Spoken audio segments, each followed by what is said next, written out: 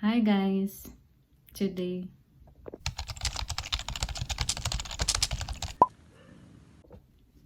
hello everyone. So today I'll be sharing to you the detailed processes that I did going to the United States. So I wrote down all of the details here in my small notebook. This I hope would be your reference when you want to apply for a PhD position here or anywhere abroad. I scout for different PhD positions abroad. I follow this AgriStock website through LinkedIn, so that website is always updated to different PhD positions or graduate positions, either MS or PhD. Some of it would be on bachelor's position. Every time that website is posting PhD positions, I open the posting, check if it fits on my skills, and then if it fits, then I send an application.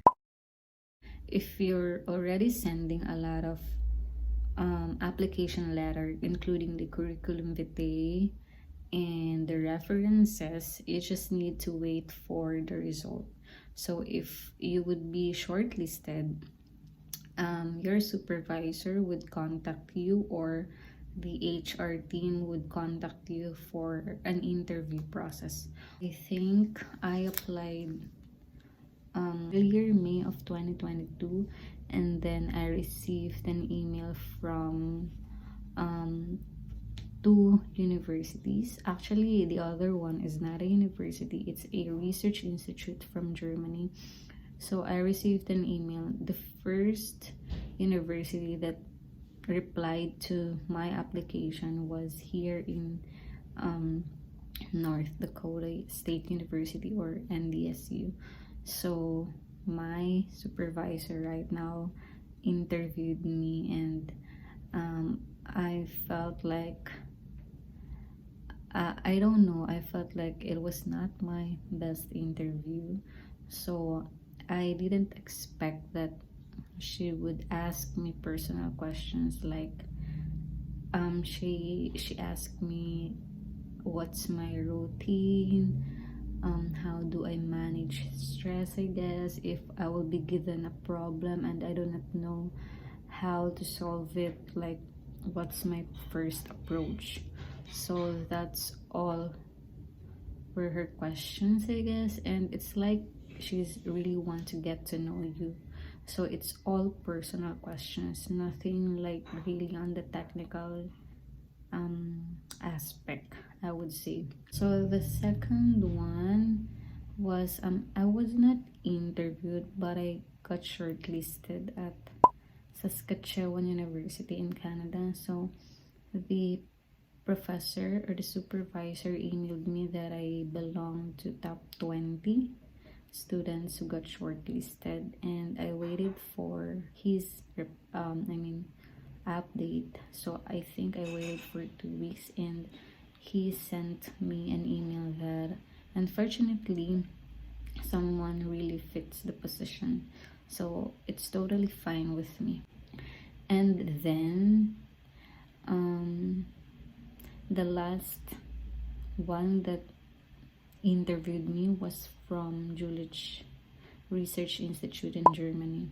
So since I was interviewed here in the US and the questions were all about my personality, I prepared for a personal questions. So I didn't really prepared for like technical skills questions. That was my fault, I guess, because I am not prepared for the two type of questions. When the US interviewed me, I prepared for technical skills, and when Jülich Research Institute interviewed me, I prepared for the personal questions, and I thought that, yeah, that interview was a disaster for me. Overall, the interview was really okay for me. I mean, I didn't had the hard time moving on, because when the interview happened, I think late May, and I received an email that all of the interview all of the universities that interviewed me and the universities that shortlisted me, I was rejected. So and I got the rejection notice on July 2022. And then the reason that I didn't dwell too much on the rejection was that it was so timing that the university I've worked before, my former university that I've worked before, decided to have the class face to face or in person. So I was really busy that time, and I got promoted to program chair, and program chair has a lot of job to do. So I didn't thought of like I didn't process my emotions when I got rejected, so I really forgot about it. I got an acceptance notice from the supervisor that rejected me here in the US on my birthday. So my birthday happened last October 23, 2022. So we celebrated in the morning, and in the evening I never expected that I will receive that email. I think it's around 10 p.m. The supervisor that rejected me accepted me if she asked me if I am still interested to the position. I immediately replied, and you know what, I think it takes for her to reply like 3 days, and actually I waited, but when it's already on the third day, I decided to email her to ask for an update if she's really sure of getting me off, or if she's really sure that she's offering me the position. But thankfully she replied that yes, absolutely. That's why he replied so late. I mean, she replied so late because she's like preparing for all of the requirements that I needed to process. So that's it, and it happened so fast, like literally happened so fast. So the first thing that I did after accepting the offer was to apply for an admission from the university. So it requires an admission fee, which is non-refundable, 35 USD, or $35. So I think it's around 2,500 in Philippine peso. I am not so sure, just convert it. So the admission requires a lot of like original records, like your translated English diploma, because I graduated my master's degree from the University of the Philippines, Los Baños, and the diploma is in the Filipino or Tagalog language. And then it should be a sealed copy of original documents. And then I ask for a true copy of original copy of my transcript of records, original copy of my IELTS, and what's this? That's it, I guess. That's all of the original documents that you need to submit, or I submitted in the university. Courier I used was DHL because FedEx has issues in connectivity.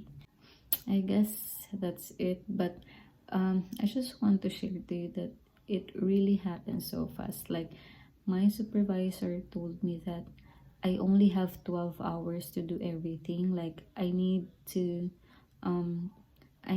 ask for 3 references to like vouch for me. So they need a reference letter from the 3 references.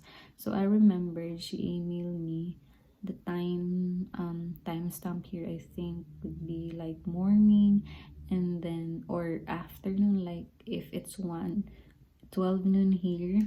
So I received the email in the Philippines like 1 a.m. like that. And so I really did everything that I could do. I called all of the people that I know who can vouch for me. I called the program chair of the chemistry like I think 1 a.m. I called my ninang, so I called the director for research like around 1 a.m. also, and I called my kumare at I think 12 midnight. So I was so shy. I mean, oh my god, I disturbed their sleep. But thankfully they shared to me that I was so lucky. I mean, they always silent their phones, and during that time it was not, they forgot to silent it, even to um and they tend to turn off the Wi-Fi, so they have no access to Messenger or any social media account, but they forgot to turn it off also. So they heard my call through Messenger and they answered me, and then thankfully they gave a recommendation letter to the university. They submitted it on time, but imagine the hassle of going through that ref I mean that yeah that you asking to vouch for you on 12 midnight 1 a.m. That's so crazy. Anyway,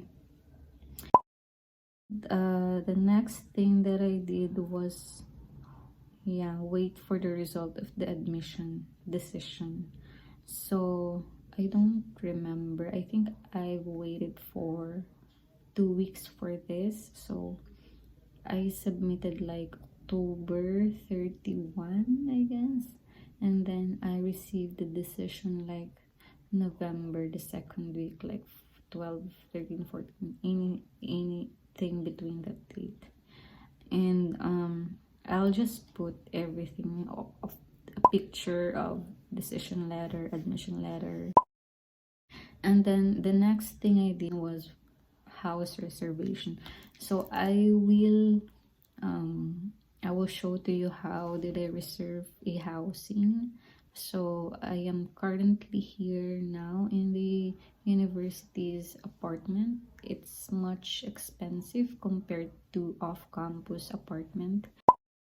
Okay, and then the next one would be getting ready for graduate immigration documents. I remember there are a lot of this, like there are a lot. There is what you call DS 160, I guess. I forgot. I need to process it so that I can appoint a visa interview. But before processing it, I need to wait for my I-20. So I-20 will be coming from the school. So I think I waited for when there is a decision. I mean, you need, if the graduate school would send to you the admission letter. So if you're admitted, then you need to accept it, like, or decline if you're not gonna continue studying, or if you have no plans of pursuing it, even if you're accepted.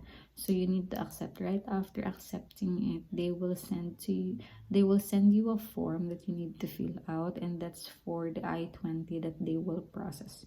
So I-20 was from the school, and then they will send it to you 2 weeks. I think I've waited for 2 weeks here. And then once you receive the I-20, that's the only thing, that's the only time that you can process for your DS 160 for the visa interview. And that's it.